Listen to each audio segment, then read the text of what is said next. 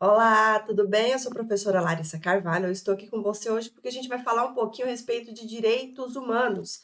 E o nosso tema hoje vai se misturar um pouquinho com o direito constitucional, porque nós vamos falar de direitos humanos, aqueles que são incorporados na nossa Constituição Federal. E você já deveria saber que quando esses direitos humanos, eles são incorporados no ordenamento jurídico interno de um estado, como acontece aqui no Brasil, eles deixam de ser chamados de direitos humanos e passam a ser chamados de direitos fundamentais. Sim, existe essa diferença de nomenclatura e a VUNESP, pensando um pouco na Polícia Civil de São Paulo, ela gosta de trazer um pouquinho a respeito dessas conceituações. Então, você não vai esquecer que direitos humanos são aqueles direitos tidos universais, em âmbitos universais, tá? Quando eles são incorporados através de ritos de cada um dos estados, incorporados no ordenamento jurídico de cada estado, ele passa a ser chamado de direito fundamental. Então, a gente vai falar desses direitos humanos na nossa Constituição Federal, ou seja, dos direitos fundamentais.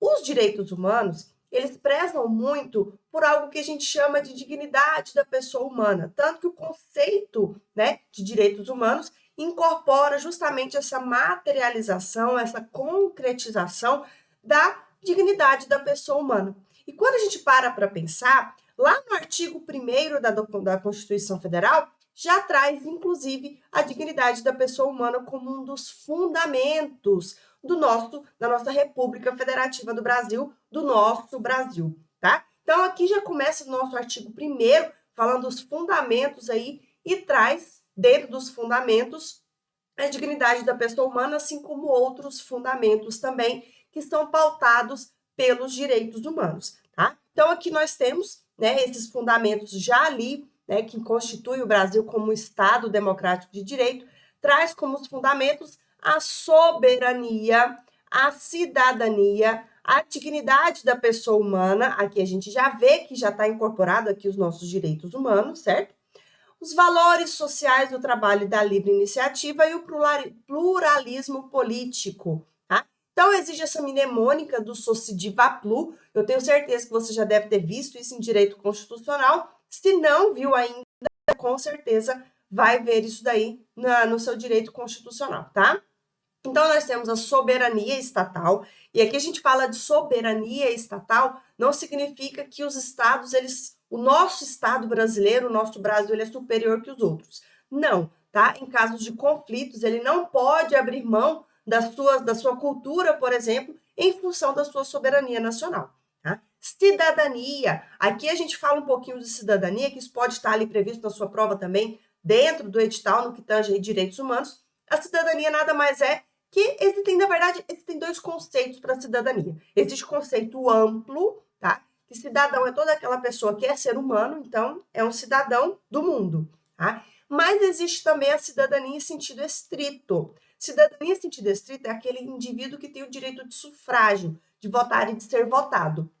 Então, nem todos os brasileiros, por exemplo, eles são cidadãos em sentido estrito. Tá? Então, a gente fala, por exemplo, os menores de 16 anos e maiores de 70 anos não são cidadãos. Tá? Os menores de 16, porque aí eles são proibidos de votar. Os conscritos que estão em serviço militar também são proibidos de votar. E aí, sucessivamente, a gente vai falar dos direitos políticos hoje ainda. Então, fica aqui, segue o passeio. Tá? Dignidade da pessoa humana, que é um dos princípios aí, uma das vertentes, né, dos direitos humanos, valores sociais do trabalho e da livre iniciativa e o pluralismo político. É o sentido de que o Brasil não necessariamente significa que deve ter vários partidos, né, vários partidos políticos, mas deve ter várias mentalidades políticas, tá? É direita, esquerda, extrema esquerda, centro-esquerda, todo o raio de pensamentos políticos. Isso é ser plural, tudo bem? Tranquilo? Então, esses são os fundamentos. Isso faz com que o Brasil seja considerado um Estado democrático de direito. E a gente precisa ter em mente que ser um Estado democrático de direito não significa apenas ter a democracia como um regime de governo. A democracia é um dos regimes, é o nosso regime de governo, mas isso não confere ao Brasil a nomenclatura de Estado Democrático de Direito. Todos os estados, todos os países que são considerados estados democráticos de direito, eles, na verdade, eles vão ter como vertentes, como orientações, como objetivos, como fundamentos, os direitos humanos. Então, a partir do momento em que um estado, ele preza pelos direitos humanos, ele é um estado democrático de direito. Então, muitas vezes a gente confunde Estado democrático de direito com democracia, sendo que a democracia é uma das manifestações do Estado democrático de direito, tá? Que é nesse caso, é o nosso regime de governo, tudo bem? E falando em regime de governo, a gente precisa também, diferenciar forma de Estado, forma de governo, regime de governo, sistema de governo, tá? Então, a gente precisa ter essa diferença, porque às vezes pode cair isso na sua prova, isso vai dar um bug na sua cabeça. Primeiro, o Estado só existe forma, tá? A forma de Estado no Brasil é federação, tudo bem? A nossa forma de governo é republicana. Então, nós temos a República Federativa do Brasil. E então, aqui a gente já tem a nossa forma de Estado e nossa forma de governo. Forma de Estado, federação. Forma de governo, república. E qual é o nosso sistema de gestão, que é o nosso sistema de governo? Presidencialismo. Quem é o maior gestor da coisa pública? O presidente, tá? Que é o chefe do Poder Executivo Federal. Tudo bem? E o nosso regime de governo é a democracia, porque esse presidente, ele só está ali de forma eleita, de forma democrática. Tudo bem? Então, tranquilo? Lógico, vou mostrar isso para você aqui no slide, para você colocar aí no seu material, tá? Então, aí no seu material, tá aqui para você, ok? Democracia, então, ela é diferente de Estado democrático de direito. Então, nós temos a forma de Estado-federação, forma de governo república, sistema de governo presidencialismo, regime de governo democracia. Nós temos aqui, tá? Nós temos aqui um poeminha para a gente conseguir decorar isso daqui, tá? Então, isso aqui é um asterisco, tá bom? Então, a gente tem um poeminha que a gente pode fazer um decoreba disso, tá? Então, olha só. O Estado pede, certo? A República é fogo, forma de governo. O presidente é sistemático e o regime é democrático, certo? Só para rimar aqui. Então, ó, o Estado fede, a República é fogo, o presidente é sistemático e o regime é democrático. De novo, o Estado fede, a República... Deu uma travada, vamos voltar aqui. Então, o Estado fede, a República é fogo, o presidente é sistemático e o regime é democrático. Tudo bem? Então, é por aí mesmo. Quando a gente fala, então, do nosso regime de governo, que é a nossa democracia, aqui no Brasil, a nossa democracia ela é chamada de democracia participativa e semidireta. Participação no sentido de que todo o povo, né, todo o poder emana do povo. Então, nós participamos das decisões políticas através, né, da eleição, por exemplo. Só que essa participação ela é chamada de semidireta, por quê? Porque ela pode ser tanto indireta, através da eleição dos seus representantes, ou seja, todo o nosso governo, todos os nossos gestores, eles estão ali de forma eletiva. E eles só chegaram onde eles estão através do voto indireto, né? A participação indireta do povo. É indireta porque não sou eu que estou ali tomando as decisões, mas eu elegi um representante meu. Então, o governo nada mais é do que o espelho do seu povo, tá? Então, se eles estão ali, eles estão representando a maioria. Então, é a participação indireta, no sentido de que a gente está escolhendo os nossos representantes. Mas, como é semi-direta, tem a participação indireta nesses casos, e temos também a participação direta do povo. Como que é direta? Aí, nesses casos, as decisões são tomadas diretamente pelo povo, através de referendos, plebiscitos, iniciativa popular, ação popular. Então, existem mecanismos previstos na Constituição que o povo pode participar diretamente das decisões. Lembrando que, nesses casos de plebiscito e referendo, são consultas públicas, né? Que o governo vai consultar o que o povo acha, mas não necessariamente ele vai tomar a decisão que o povo quer. Tudo bem? Ou seja, vocês concordam com isso? Sim, então vão lá fazer não. Ok? É mais ou menos nesse sentido. Mas é uma forma de consulta, uma forma de participação direta. Isso é a forma democrática de participação direta do povo. Ok? Então, mais uma vez, a nossa democracia, colocando aqui para você, a nossa democracia ela é participativa e chamada de semidireta, porque ela é indireta no caso da eleição aqui dos representantes, e nós temos a participação direta do povo através de plebiscito, referendo, iniciativa popular e ação popular. Não vou entrar no quesito na diferença desses aqui, porque isso eu vou deixar para o professor de Direito Constitucional explicar a diferença disso para você. Aqui é somente para mencionar que existem essas participações aqui direta do povo no que tange as consultas, as decisões diretas pelo povo, ok? A nossa Constituição Federal, ela é considerada aí uma das mais humanistas, tá? Não é humanitária, porque humanitária é naqueles quesitos, né, em caso de conflitos armados. Mas a gente precisa ter em mente que a nossa Constituição Federal, ela é considerada uma das mais humanistas, porque historicamente uma das mais humanistas, porque ela veio através historicamente, né, de um processo de pós-militarismo, de um período de exceção, onde esses direitos fundamentais eles não existiam, tá? As garantias fundamentais não existiam, né? Estavam ali obscuras, né? Então, após o militarismo, foi chamado então ali uma comissão, né? Ali a constituinte, para poder escrever uma nova constituição, prezando por aquilo que estava sendo, né, coibido, que estava sendo ali esquecido pelos governos, que seriam os direitos humanos. Então, antes, quando as constituições brasileiras elas traziam ali os direitos fundamentais lá no final da Constituição, agora não. Nós já não voltamos a ser um Estado democrático de direito, trazemos ali como fundamentos da República Federativa do Brasil a dignidade da pessoa humana, por exemplo, né? Então, voltou-se a trazer esses conceitos, essa importância dos direitos humanos. E aí nós temos, né, a dignidade, né, como um fundamento do Estado Democrático de Direito, e trazendo também, né, no artigo 3º da Constituição, os objetivos fundamentais da República. Eu sei que se o professor de constitucional ele vai falar, não pode confundir fundamentos com objetivos fundamentais, e não pode mesmo, tá? Você não pode confundir os fundamentos, que é o Sociediva Plu, lá do artigo 1º, com os objetivos fundamentais da República, que são aqueles que estão no artigo 3º. Tudo bem? Que é o Congarra Erra Promo. A gente vai ver isso daqui. Primeiro, objetivo.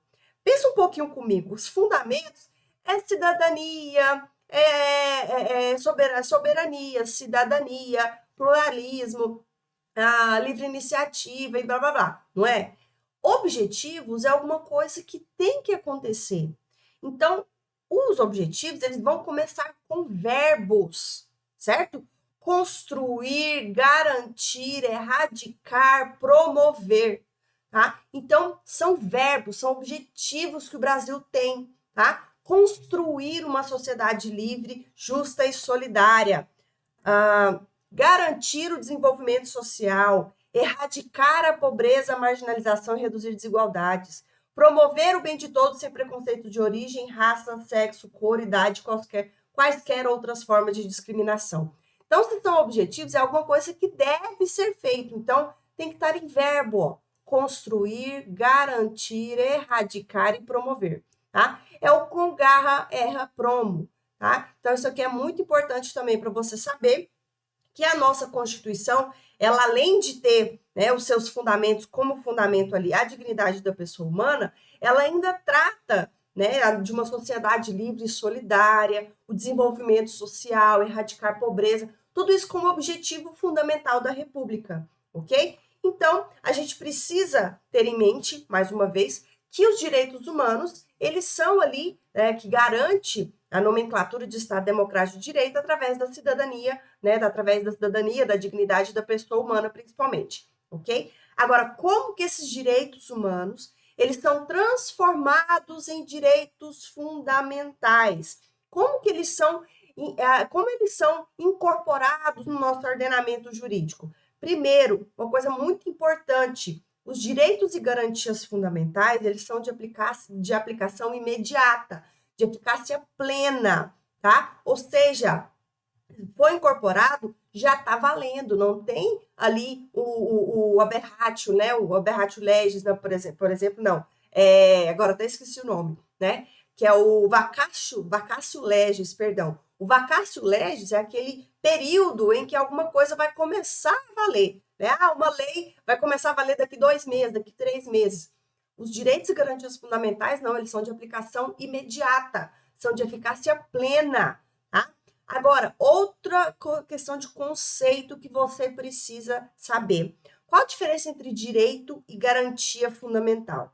Direito é aquele direito que a gente tem de forma formal, tá? Naquele sentido de que é algo imaterial, tá? Já as garantias são as ferramentas práticas, materiais de fazer valer o seu direito.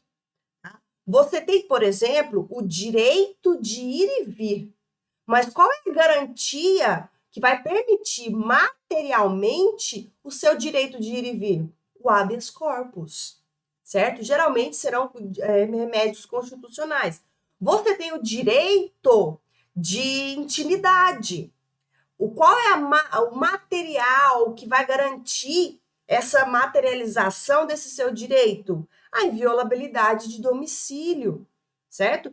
A inviolabilidade de correspondência, tá? Então, isso são coisas palpáveis. O direito não é palpável, tá? O direito é algo que é subjetivo, é algo formal. Você tem o direito de liberdade de expressão, você tem o direito à vida, você tem direito à propriedade, tá? Agora, o que me garante isso? Quais são as minhas garantias fundamentais?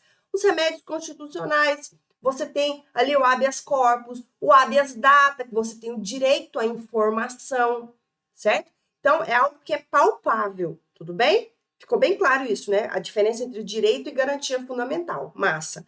Agora, como que esses direitos, então, esses direitos humanos, eles se transformam em direitos fundamentais, sendo incorporados no nosso ordenamento jurídico?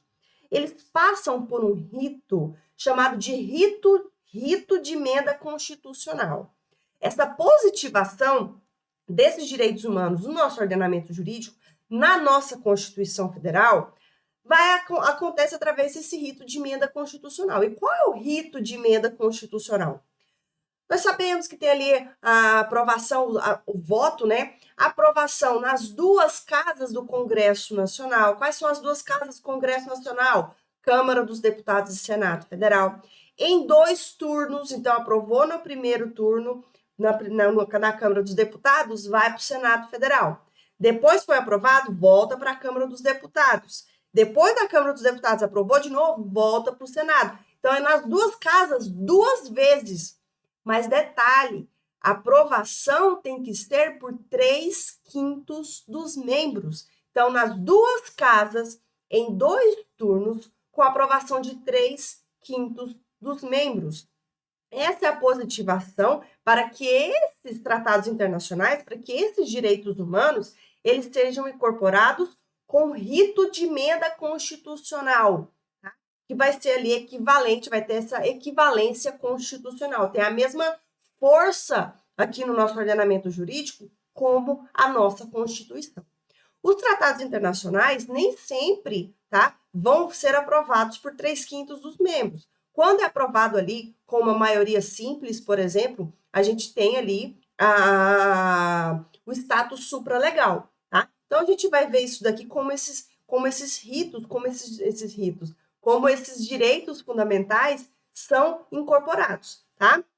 Então, nós temos aqui, só para mostrar aqui para você, que os direitos e garantias fundamentais são, então, de aplicação imediata, tá? De aplicação de eficácia plena. A positivação com rito de emenda constitucional é nas duas casas, com 2 turnos por 3/5 dos membros. Mas existe uma coisa muito, extremamente importante para a sua prova, tá? essa questãozinha aqui, eu considero dos pontos, tá, mais importantes quando a gente fala de tratados internacionais de direitos humanos. Tá? Então, quando a gente fala de tratados internacionais, primeiro, existem os tratados internacionais de direitos humanos e existem os tratados internacionais sobre outros temas, que não necessariamente são direitos humanos. Então, aqui a gente precisa ter muito cuidado, muita atenção. Por quê? Os status dos tratados internacionais que versam sobre os direitos humanos podem ser dois. Ou eles vão apresentar status constitucional, que vão ter força tal como a nossa Constituição Federal, tá? Nesse caso, ele vai passar pelo rito de emenda constitucional. Aprovação nas duas casas, em 2 turnos, por 3/5 dos membros. Mas alguns tratados internacionais vão apresentar o status supralegal, que está abaixo da Constituição, mas está acima das nossas leis. Abaixo da Constituição, acima das leis. São aqueles que vão passar pelo rito ordinário. O que é um rito ordinário? É um rito comum, tá? Qual que é o rito comum? Aprovação por maioria, certo? E aí, nesses casos, a gente precisa ter em mente, mais uma vez, tá? Que existem os tratados internacionais que não versam sobre direitos humanos. Esses que não versam sobre direitos humanos, eles vão ter apenas status de norma legal, ou seja, vão passar ali pelo rito normal de lei ordinária, tá? Que são as leis comuns que passam pelo rito, ok? Então, cuidado! Com relação aos status dos tratados internacionais em geral, são 3 status: status constitucional, status supralegal e status de norma legal. Os 2 primeiros são aqueles que são aplicáveis aos tratados internacionais de direitos humanos, certo? Esses podem ser status constitucional, quando passam por emenda, com o rito de emenda constitucional, aprovação nas duas casas, em 2 turnos, com aprovação de 3/5 dos membros. Outro tem o rito supralegal, o rito ordinário de status supralegal, tá? Que vai passar ali por aprovação de maioria. E, por fim, nós temos ali aqueles tratados internacionais que não versam sobre direitos humanos. Se eles não versam sobre direitos humanos, eles têm status de norma legal, que vão ser como lei ordinária, como lei comum, tá? Então, só para mostrar aqui para você, esse slide aqui, se você puder, por favor, coloque, né, no seu material, cole na parede, tá? Onde você quiser. Uma observação muito importante. Já deu print? Ó, vou contar até 3 para você dar um print na tela. 1, 2, 3, printou. Então, olha só, tá? Com relação a esses tratados internacionais que versam sobre os direitos humanos, que passaram pelo rito de emenda constitucional, no Brasil nós só temos 4, tá? Nós só temos 4 tratados internacionais que têm status constitucional. É o que a gente chama de bloco de constitucionalidade. É aquele que é a Constituição, mais esses tratados internacionais, que eles têm a mesma força que a nossa Constituição. Quais são esses tratados internacionais que têm status constitucional, que passou por 2 casas, com aprovação de 3/5 dos membros em 2 turnos? Detalhe, tem que aprovar, né, o texto integral, não pode querer alterar nada. Por exemplo, o Pacto de São José, ele não é incorporado no nosso ordenamento jurídico no sentido de ter força e status constitucional, porque ele tem ressalvas, tá? Quais são? Então, nós temos a Convenção, tá? A Convenção dos Direitos das Pessoas com Deficiência, ou também chamado de Convenção de Nova York, e o seu protocolo facultativo. Então, aqui nós já temos 2. A Convenção do Direito das Pessoas com Deficiência, ou chamado de Convenção de Nova York, e o seu protocolo o seu protocolo facultativo, certo? Nós temos o Tratado de Marrakech, tá? Que é o Tratado de Direito das Pessoas Cegas, o acesso a obras públicas às pessoas com deficiência cegas ou com deficiência visual. E nós temos o mais recente, tá? Que é é a Convenção Interamericana contra o Racismo, contra a Intolerância Racial ou outras formas correlatas de discriminação. Tá? Então, nós temos esse mais recente aí, Recente, eu acho que ele foi aprovado em 2021, se não me engano. Então, é recente também e faz parte desse bloco de constitucionalidade. Mais uma vez, para você anotar: Convenção dos Direitos das Pessoas com Deficiência, ou Convenção de Nova York, e o seu protocolo facultativo, Tratado de Marrakech, que versa dos direitos das pessoas terem acesso a obras públicas, das pessoas cegas ou com deficiência visual de terem acesso a obras públicas, e a Convenção Interamericana contra o Racismo, Intolerância Racial ou outras formas de discriminação, tá? Outras formas correlatas de discriminação, tudo bem? Então, só essa observação que compõe aí, somente esses 4 tratados internacionais têm status constitucional, porque eles passaram por votações aí no rito de emenda constitucional, tudo bem? Só voltando aqui mais uma vez para você, tá? Só para você que não deu tempo de dar o print, você dá o seu printzinho agora, beleza? Com relação, então, aos direitos fundamentais aqui que estão expressos na nossa Constituição Federal. Nós temos aqui os nossos direitos e garantias fundamentais, eles estão aqui no artigo 5º, no artigo 6º, no artigo 12º, 13º, 14º, 15º e 16º, tá? Então, nós temos, por exemplo, no artigo 5º, os direitos individuais, direitos e garantias fundamentais individuais e coletivos. Nós temos os direitos sociais previstos no artigo 6º, né? E os direitos sociais são aqueles direitos de segunda dimensão, tá? Nós temos os direitos de nacionalidade, que estão ali previstos no artigo 12º e 13º, e os direitos políticos, que estão previstos no 14º até o artigo 16º. E nós vamos falar a respeito desses direitos aqui que estão expressos na nossa Constituição.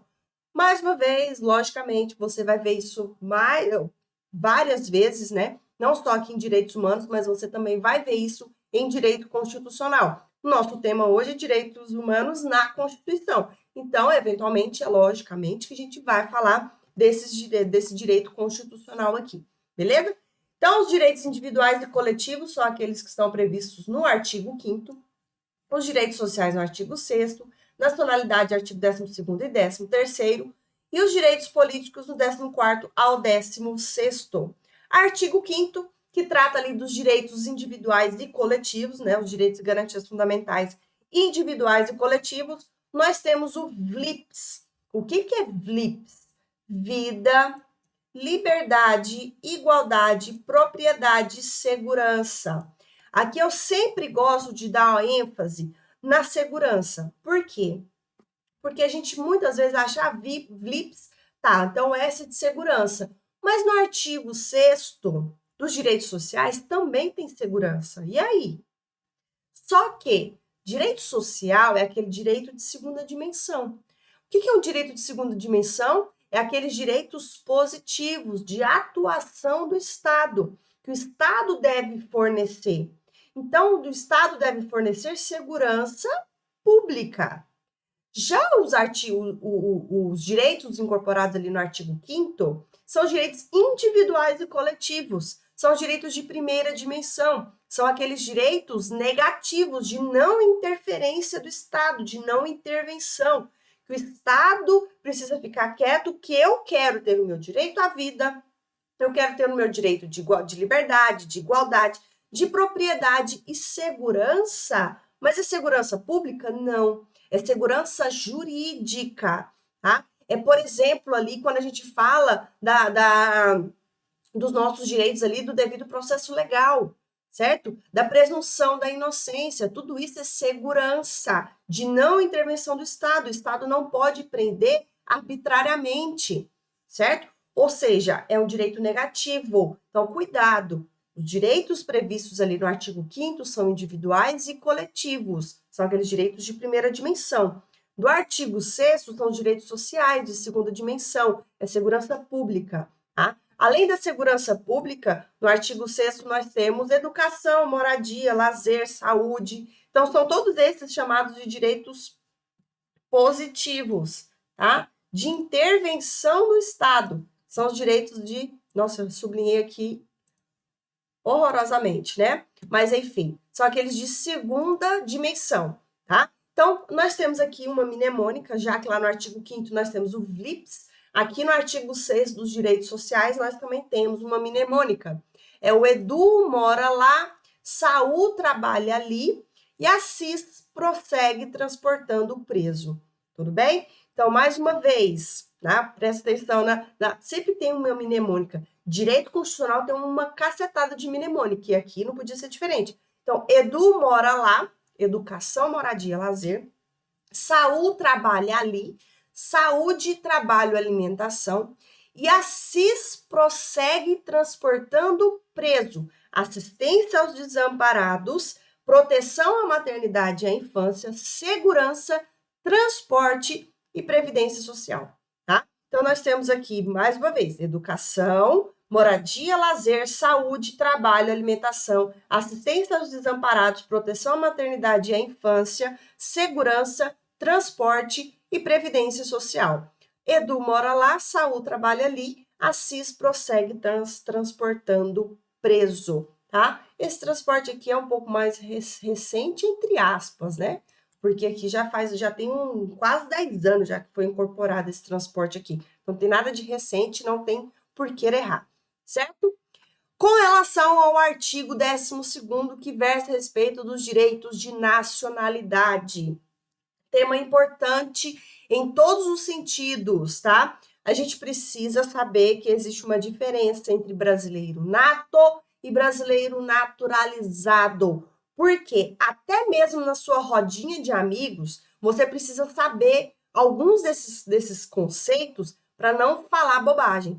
Porque hoje em dia todo mundo, né, gosta de dar opinião sobre tudo, né?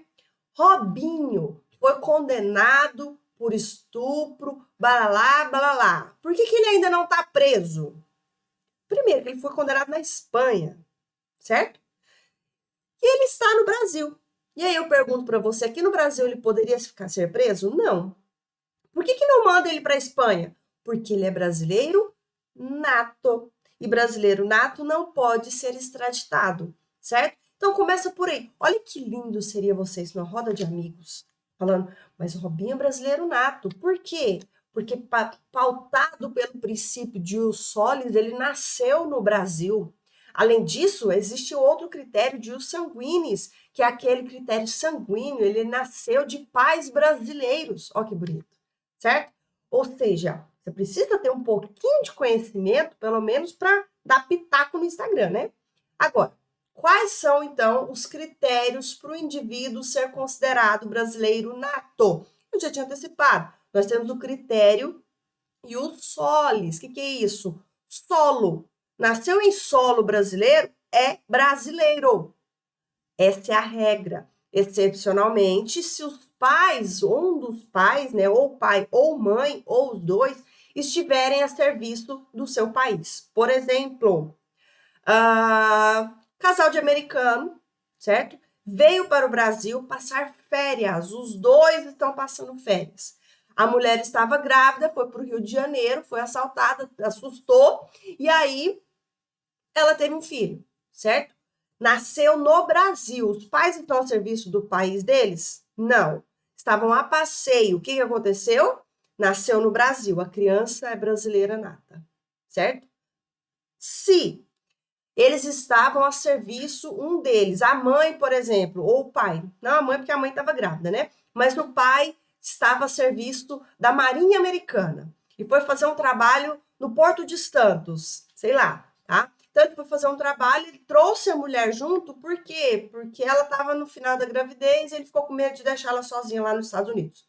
Pronto. Chegou aqui em Santos, tá, a mulher, né, deu à luz. A criança nasceu no Brasil, mas ela é brasileira nata? Não. Por que não? Porque o pai dessa criança estava a serviço do país, certo? Então, a regra é que nasceu no Brasil é brasileiro, exceto se um dos pais ou os dois estão a serviço do Brasil, ou do seu país aqui no Brasil, certo?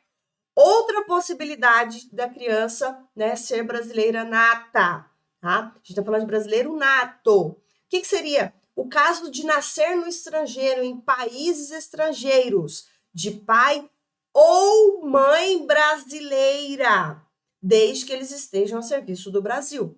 E aqui a gente inverte o caso, tá? O pai está a serviço da Polícia Civil de São Paulo fazendo um curso, né, na SWAT, certo? Lá no Brasil, ou lá nos Estados Unidos. E levou a mulher junto, tá? A mulher deu à luz, então se ela deu à luz lá nos Estados Unidos e o pai estava a serviço, a criança será brasileira nata, certo? Se pai ou mãe, a sua prova pode colocar que os dois têm que estar a serviço do Brasil. Não, é um ou outro, tá? Outra possibilidade, nasceu lá nos Estados Unidos, mas os pais não estão a serviço. Mas o pai ou a mãe são brasileiros. O pai é brasileiro, a mãe é francesa. Estão na Disney, certo? Estão lá nos Estados Unidos. A criança nasceu. Primeiro caso que a criança pode ser brasileira nata. Se a criança for registrada em uma repartição brasileira, num consulado brasileiro, por exemplo, certo? Ou se eles resolverem morar lá nos Estados Unidos, ou venha residir no Brasil depois e essa criança opte pela nacionalidade brasileira a qualquer tempo, desde que tenha mais de 18 anos. Vamos lá, ó o exemplo. Essa é um pouco mais complicada. Imagina que eu sou brasileira, certo? Meu marido é americano. E a gente foi para a Itália, tá? Nós dois estávamos passeando na Itália, a gente não estava a serviço, certo? Dei à luz lá na Itália. Assim que minha filha nasce, tá? Eu vou e registro essa criança num consulado brasileiro. Pronto, a criança já é brasileira nata. Só que eu fui para a Itália com meu marido e minha filha nasceu lá. E eu não queria voltar, a criança nasceu lá, certo? Nasceu lá e a gente quer morar lá nos Estados Unidos. Depois de um tempo, essa criança cresceu, virou adolescente, né, virou adulto, e resolveu, não, mas eu quero ser brasileira nata, porque a minha mãe é brasileira. E aí, nesse caso, se ela optar pela nacionalidade brasileira, ela pode fazer isso a qualquer tempo, desde que ela seja maior de 18 anos. Fez 18 anos, ela já pode requerer ali a nacionalidade brasileira nata, certo? Por quê? Porque a mãe, no caso eu, sou brasileira. Tudo bem? A qualquer tempo é no sentido, a qualquer tempo, mas então ela pode fazer isso com 10 anos de idade, criança com 10 anos de idade que tem opinião para querer ter a nacionalidade brasileira, né? Criança nenhuma. Então tem que ter a maioridade, tá? E a qualquer tempo, porque o adulto, né, o jovem pode decidir isso com 20 anos, com 30 anos, com 50, com 70, tá com 90 lá no leito de morte, cara, eu quero a nacionalidade brasileira. Ele pode fazer isso, porque a qualquer tempo depois de atingida a maioridade, certo? Vamos para o resumo, tá aqui então, tá? Então, o brasileiro nato são aquele critério ius solis, certo? Nasceu no território, no solo brasileiro, ainda que de pais estrangeiros, é brasileiro nato, exceto se eles estão a serviço do país, né? Um ou outro está a serviço do país. Nascido no país estrangeiro de pai ou mãe brasileira, desde que eles estejam a serviço do Brasil, e aqueles nascidos em país estrangeiro de pai ou mãe brasileira, desde que eles sejam registrados em repartição brasileira ou venham residir no Brasil e optem, tem que vir residir no Brasil e optem pela nacionalidade brasileira a qualquer tempo, depois de atingida a maioridade, tá? Outra questão aqui, esses direitos de nacionalidade são muito importantes também para a sua prova, tudo bem? Então, fica de olho nessas questões aqui. Diferença. Nós temos o brasileiro nato e nós temos o brasileiro naturalizado, que está lá no artigo 13º. Aqui nós temos duas situações, tá? Para ser brasileiro naturalizado, esse pode ser extraditado, tá? Os brasileiros naturalizados são duas opções. Ou esses brasileiros naturalizados são originários de países de língua portuguesa que tenham um acordo com o Brasil. Nesse caso, se eles são originários de Portugal, por exemplo, ou algum país da África, tá? Eles vão solicitar, né, a naturalização, desde que eles tenham residência há pelo menos um ano ininterrupto. Um ano ininterrupto e idoneidade moral. Só isso. Então, se eles são originários de países que falam língua portuguesa, eles têm que ter residência fixa no Brasil há pelo menos um ano ininterrupto e idoneidade moral. Para os outros países que falam qualquer outra língua, para estrangeiros em geral, eles devem ter residência aqui no Brasil há mais de 15 anos ininterruptos e não podem ter nenhuma condenação penal, certo? Então, esses dois critérios são bem diferentes, tá? Para brasileiro, para oriundos aí, né, para originários de países de língua estrangeira, de língua portuguesa, perdão, 1 ano ininterrupto e idoneidade moral, certo? Para os outros países que não têm nenhum acordo e não falam língua portuguesa, opa, são 15 anos, mais de 15 anos ininterruptos e sem condenação penal. Tudo bem? O que a sua prova vai fazer? Aqueles originários de país de língua portuguesa têm que ter pelo menos residência por 1 ano ininterrupto sem condenação penal. Opa! Sem condenação penal é para os outros, tá? No caso dos originários de língua portuguesa, 1 ano ininterrupto com idoneidade moral, certo? Com idoneidade moral. Aos outros estrangeiros, 15 anos sem condenação penal, tá? Então, a sua prova pode querer inverter essas coisas aqui, ó, ou essa com essa com essa. Então, cuidado, fica de olho nisso daí. Beleza? Não confunda brasileiro nato com brasileiro naturalizado. É um dos direitos, então, fundamentais que estão aqui na nossa Constituição. Continuando, os direitos políticos, tá?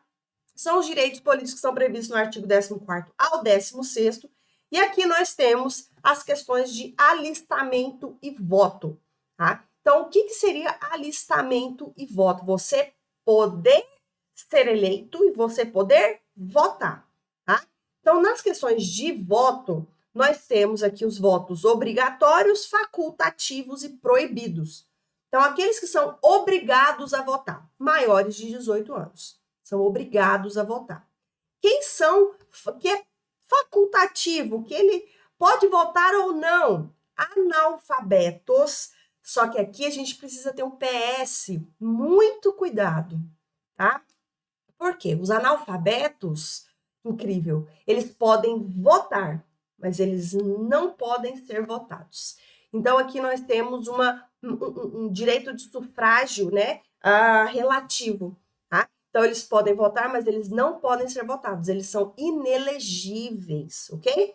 Maiores de 70 anos também é facultativo, tá? Porque é mais difícil de sair de casa e tudo mais. E aqueles que são maiores de 16 e menores de 18, tá? São os rebeldes sem causa. Eu fui uma dessas. Assim que eu fiz, olha só, se eu soubesse. Quando eu fiz 16 anos, uma das primeiras coisas que eu fiz quando eu fiz 16 anos foi fazer meu título de eleitor. Porque eu queria ter o poder de mudar o mundo. Tá bom, com o voto. E lá em 2002, que eu já estava com 17, né? Porque quando eu fiz 16 não teve eleição, só foi em 2010, com 2002, quando eu tinha 17 anos. E agora, você fazendo conta, você vai descobrir quantos anos que eu tenho, né? Mas, enfim, eu fiz o favor de eleger um presidente aí. Eu contribuí para isso. E aí, meu filho, foi só ladeira abaixo, né? Eu acho que em todas as eleições que eu votei, eu sempre votei nas cagadas, né? Nossa Senhora, mas enfim. Alguém devia ter me falado, eu hoje voltaria lá atrás e falava, não, minha filha, faz título de eleitor com 16 anos, não? Pra quê? Né? Desde quando você for obrigada a votar, né? E aí você pensa melhor, porque às vezes você tá, né, rebelde sem causa, eu participava de grêmio estudantil, sabe? Enfim, né? Com 15, 16 anos, olha as ideias. Não tem nem ideia. Então, o voto para esse pessoal de entre 16 e 18 anos é facultativo, tá? A gente tem um poder muito grande de voto, sim, é o poder de exercer a nossa cidadania em sentido estrito. A gente tem o poder, sim, de mudar o mundo, a gente só precisa ter consciência disso, tá? Então, a gente precisa pensar muito bem o que eu acho que um jovem, né, um adolescente de 16 anos ainda não sabe, né? E é proibido o voto aqui no Brasil para estrangeiros que eles querem votar aqui, né? Não faz sentido nenhum. E aqueles que são conscritos, ou seja, aqueles que estão em serviço militar. Então, mais uma vez, repetindo, é obrigatório o voto para maiores de 18 anos, É facultativo o voto para analfabetos, lembrando que analfabetos eles são inelegíveis, tá? Os analfabetos são inelegíveis. É facultativo para maiores de 70 anos e facultativo para maiores de 16 e menores de 18, certo? E o voto é proibido para estrangeiros e conscritos que estão em serviço militar. Tudo bem? Isso aqui é importante sobre os analfabetos, eles são inelegíveis, eles votam, mas não podem ser votados, tá? Condições para serem eleitos, elegibilidade, nacionalidade brasileira. Aqui pode ser tanto nato quanto naturalizado, mas a gente sabe que existem alguns cargos, como presidente, que são exclusivos aí, privativos de brasileiros natos, tá? Que aí é uma outra questão. Outras condições de elegibilidade, exercício dos direitos políticos. Se você está com seu título de eleitor suspenso, você não pode ser eleito, tá? Alistamento eleitoral, você precisa pertencer aqui, precisa fazer o alistamento, tá? Que ele, se não me engano, é 90 dias antes da eleição. Domicílio eleitoral na circunscrição. O cara quer ser prefeito de São Paulo, mas ele mora no Rio de Janeiro. O que ele conhece da realidade de São Paulo? Nenhuma, então ele não pode. Né? A gente sabe que na prática tem as maracutaia. Tem o jeitinho brasileiro, que é o grande problema do Brasil, esse tal desse jeitinho, que o cara vai me arrumar o comprovante de endereço no município que ele quer se eleger. Né? O que é um absurdo sem tamanho. Mas, enfim. Outro critério para elegibilidade, filiação partidária. Ele não pode ser candidato sem partido, ele precisa ter um partido político. É por isso que, por exemplo, o Bolsonaro, né, ele teve que criar um partido para ele se candidatar à reeleição, né? Na verdade, ele não criou, né? Ele foi para o outro, mas enfim, foi aquela bagunça que ele queria criar, enfim, blá, blá, blá. E existem idades mínimas, tá? Para ser eleito também. Nós temos as idades de 35 anos, 30 anos, 21 e 18. Tá? Então, para as idades mínimas, 35 anos para presidente, vice-presidente e senador. 30 anos, governador e vice. 21 anos para deputados, prefeitos, vice-prefeito e juiz de paz. E 18 anos para vereador. Tudo bem? Então, ali nós temos, além dos critérios de nacionalidade brasileira, exercício dos direitos políticos, alistamento eleitoral, né, que é aquele registro, tá? Aquele registro que acontece antes das eleições, domicílio eleitoral na circunscrição, filiação partidária e as idades mínimas, de 35 para presidente. O que a prova gosta de confundir a cabeça? Com esses vices, tá? Então, fica de olho nos vices também. Presidente, vice-presidente e senador. 30 anos para governador e vice. 21 anos para deputados, sejam estaduais ou federais, tá? Prefeitos e os vice-prefeitos. E juiz de paz, tá? Que são eleitos também, então ele precisa ter no mínimo 21 anos. E 18 anos para vereador. Tá? Ainda são ali uns rebeldes sem causa, né? Ou com causa, pode ter causa também, mas eles já podem, inclusive, ser eleitos vereadores. Tá? Lembrando que alguns desses casos aqui, tá? São aqueles que são exclusivos de brasileiros natos. Mas essa informação, entre outras mais aprofundadas, além dessas daqui, eu vou deixar para o professor de constitucional e você vai estudar isso daqui também em direitos humanos, que isso também pode cair na sua prova. Então, é um tema só que cai em duas provas, né? Cai em duas disciplinas. É fácil, tem decoreba, infelizmente a gente precisa decorar essas idades, a gente precisa decorar os critérios, né, de nacionalidade, os critérios, as condições de elegibilidade, tá? Mas é bem tranquilo, esses então são os nossos direitos humanos, esses então são os nossos direitos humanos incorporados no nosso ordenamento jurídico, que chamam agora, na verdade, de direitos fundamentais. Então eu agradeço a participação de vocês, a presença aqui, bons estudos, até a nossa próxima aula. Beijo, beijo, tchau, tchau.